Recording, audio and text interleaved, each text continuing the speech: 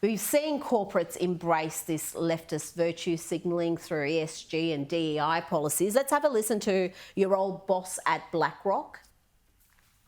You now make a point of that's an investment criteria for you. Well, behaviors are going to have to change, and this is one thing we're asking companies. You have to force behaviors, and at BlackRock we are forcing behaviors.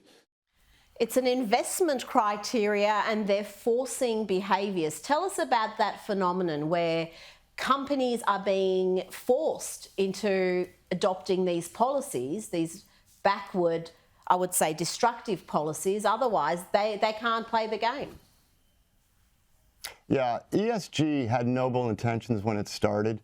You know, it was, environmental, social, and governance, and it had noble intentions, but unfortunately it's turned into a way to control and set agendas that may not necessarily agree with the people whose money is invested with these firms. And Larry Fink, I don't think he's an evil cabal man. I think he's a businessman, and when it comes down to it, ESG is a way to get higher fees. So in my humble opinion, it's a fee scheme, and they're going to make more money. What's alarming is the concentration of power in firms like BlackRock, State Street, and Vanguard, which control through their agents managing other people's money. And the problem is, in the old days, as a portfolio manager, I would vote my shares in my portfolio for the annual vote for the board of directors.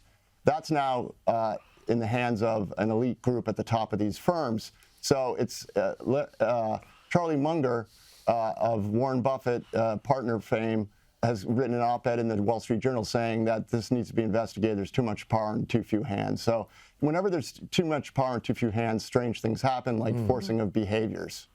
Now, Ed, just quickly before we go on to your book, you say that the GFC, the global financial crisis, never went away.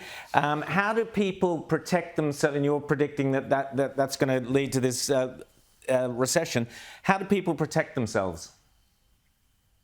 Well, I don't like to give personal financial advice, but what I have been saying for the better part of a year is cash in a deflationary period is a good position. So I've been recommending people look at their portfolios and raise a certain amount of cash and invest in what I call very safe securities like government money market funds and or 3-month Treasury bills. You can go to Treasury Direct.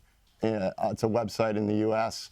and invest with the U.S. government and roll those T-bills every 3 months. It's currently paying about 5%. So you're getting paid 5% to avoid the storm, which will affect most financial assets.